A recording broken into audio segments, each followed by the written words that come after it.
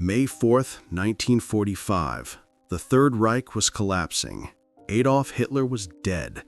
The German war machine, once the terror of Europe, was disintegrating into pockets of chaos. In the Austrian Tyrol, however, the war was not over.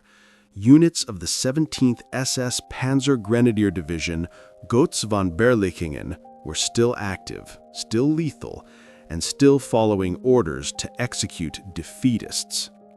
High in the Alps, near the village of Itter, stood a medieval fortress, Schloss Itter. This wasn't just a castle, it was a high-security prison facility operated by the SS. Inside were the most valuable prisoners in Germany, former French Prime Ministers Édouard Daladier and Paul Reynaud, Generals Weygand and Gamelin, and tennis star Jean Barotra. As the American 12th Armored Division pushed into Austria, the SS guards at the castle fled, but the prisoners remained trapped. They were surrounded by roaming SS kill squads who had orders to leave no witnesses. The prisoners needed a rescue force. What they got was the strangest tactical alliance in military history. The rescue fell to Captain John C. Lee of the 23rd Tank Battalion, 12th Armored Division. Lee was the archetype of the American tank commander, aggressive, cigar-chomping, and pragmatic. He commanded a specialized piece of American heavy engineering, an M4A3E8 Sherman tank named Besotten Jenny. The EZ-8 was the pinnacle of Sherman evolution. It featured the high-velocity 76mm M1 gun, capable of punching through most German armor, and the wider HV-SS suspension system for better mobility in rough terrain. When Lee received the intelligence about the French VIPs, he didn't wait for a battalion-sized task force. He analyzed the logistics, checked his fuel and ammunition loads, and decided to move. But he had a problem. His reconnaissance force was too small to fight a reinforced SS regiment. He needed bodies, and he found them in the most unlikely place imaginable. Major Josef Gangl was a career Wehrmacht officer who had seen the writing on the wall. He had already contacted the Austrian resistance and was looking for a way to protect the local civilian population from SS reprisals. When Captain Lee's tank column encountered Gangl's unit, guns were leveled, fingers tightened on triggers. But instead of a firefight, a negotiation took place. Lee, demonstrating the adaptability of the American officer corps, accepted Gangl's offer of assistance. It was a calculated risk. Lee placed German soldiers under American command. The mission profile was unprecedented. An American tank, 14 American infantrymen, and a truckload of Wehrmacht soldiers, all driving into the heart of SS-controlled territory. Leading the column was the roaring 500-horsepower Ford GAA V8 engine of the Sherman. The logic of politics had ended. Only the logic of firepower remained. The column fought its way through an SS roadblock to reach the castle. The 76mm gun of Besotten Jenny made short work of the opposition. Upon arrival, Captain Lee assessed the tactical situation with an engineer's eye. Schloss Itter was a strong defensive position, but they were vastly outnumbered. Lee positioned his Sherman directly in the main gate. This was the linchpin of the defense. The tank's 76mm main gun and coaxial 30-caliber Browning machine gun covered the approach road. He deployed his mixed force, Americans, Wehrmacht regulars, and the liberated French politicians who demanded weapons along the parapets. They had limited ammunition, no radio contact with HQ, and in the woods surrounding the castle, the scouts reported the movement of the 17th SS Panzer Grenadier Division. These were not conscripts.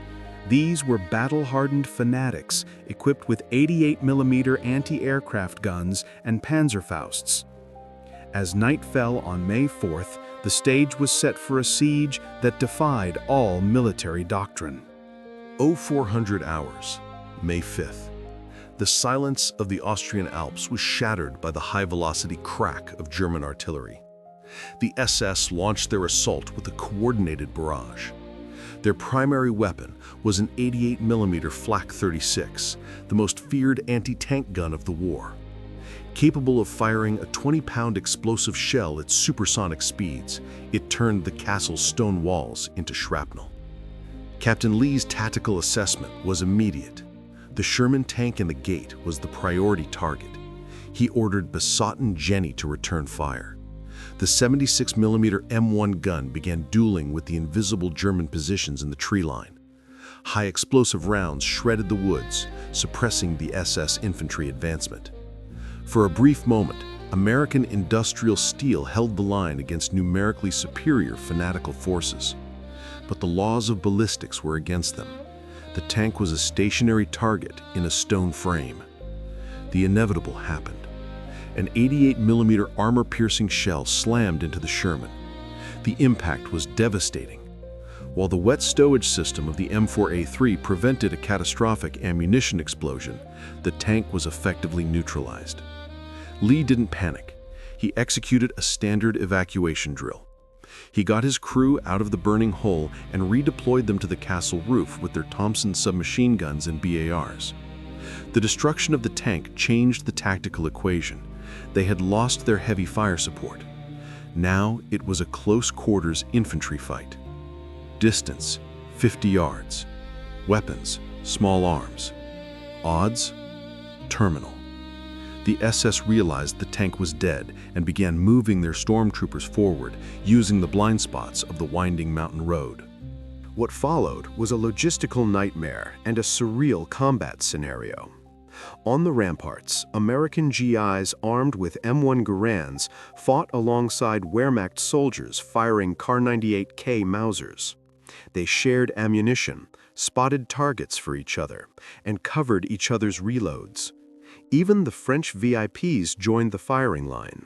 Paul Reynaud, the 66-year-old former Prime Minister of France, grabbed a weapon and began firing at the SS below. It was a complete breakdown of political norms, replaced by the raw necessity of survival. The SS pressed hard, firing Panzerfaust anti-tank grenades at the castle walls, trying to blow a breach for their infantry. The defenders were running low on ammunition. The American 30-06 rounds were nearly gone. The German 7.92mm stocks were critical. They were counting bullets. The intensity of fire increased. The SS set up machine gun nests to sweep the terraces. Major Josef Gang, the Wehrmacht officer who had defected to save the prisoners, saw Prime Minister Reynaud standing exposed in the line of fire. Gangel sprinted across the roof to pull the politician to cover. A split second later, a sniper's bullet intended for Reynaud struck Gangel. He collapsed, mortally wounded.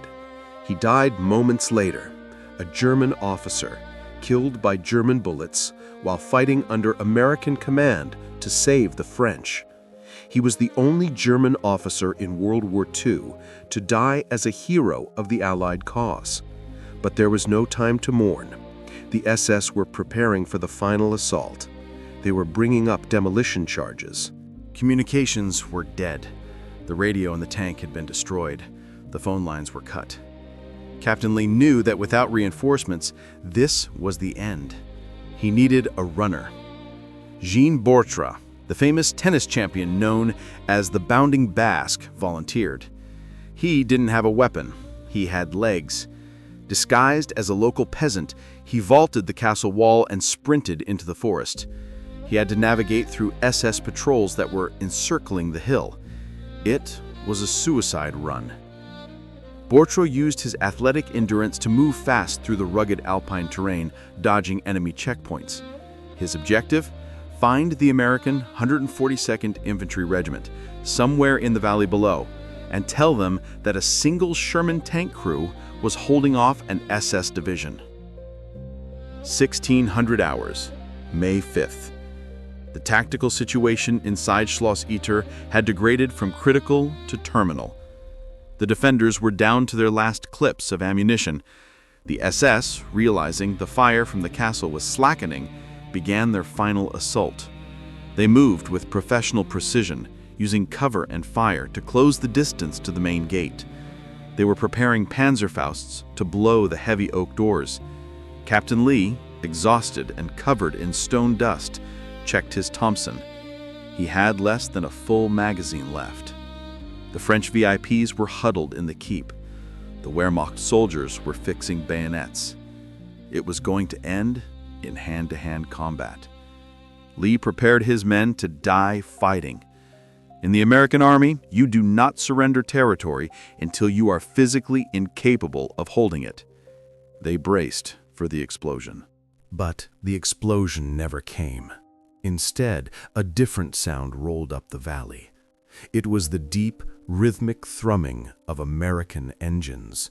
Not one tank, a column. Jean Bellitre had made it.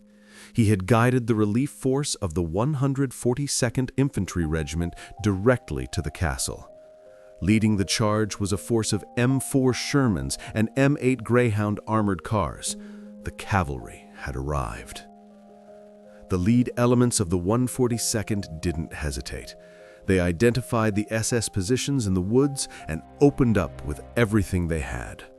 The .50 caliber M2 Browning machine guns, Mod Deuce, began to chop the tree line to pieces. The 75mm main guns of the relief Shermans barked, sending high-explosive shells into the SS rear flank. The hunters instantly became the prey. The effect was immediate and catastrophic for the SS. Caught between the castle walls and the arriving American armor, their cohesion disintegrated. The 17th SS Panzer Grenadier Division, elite shock troops used to terrorizing civilians, broke under the weight of American industrial firepower. Dozens were cut down by the heavy machine guns. Over 100 were captured within minutes. The rest scattered into the forest, dissolving as a fighting force. At 16:15, the first American tank from the relief column rolled up to the gate of Schloss Itter. Captain Lee walked out to meet them. He was dirty, unshaven, and tired, but he was alive. He looked at the relief commander and simply said, "What kept you?" The battle for Castle Itter was over. It remains the only documented battle in World War II where the United States Army and the Wehrmacht fought side by side as allies. The cost? Major Josef Gangl paid with his life, a final act of redemption for a German officer. Captain Lee was awarded the Distinguished Service Cross for his defense. The French VIPs were evacuated safely to Paris that evening. But the real story is the sheer audacity of the operation. Captain Lee didn't ask for permission. He saw a job that needed doing, saving high-value prisoners, and he used every tool available, even if that tool was the enemy. That is American pragmatism at its finest. If it works, we use it. History books often paint World War II as black and white, good versus evil, but at Castle Itter, the lines blurred. We remember this battle because it proves that even in the hell of war, honor and duty can exist in the strangest places. And it proves that when an American tank commander decides to hold a position, he holds it, even if he has to recruit the enemy to do it. If this crazy story blew your mind, hit that subscribe button. We have more stories of American grit coming your way. And remember, the impossible just takes a little longer.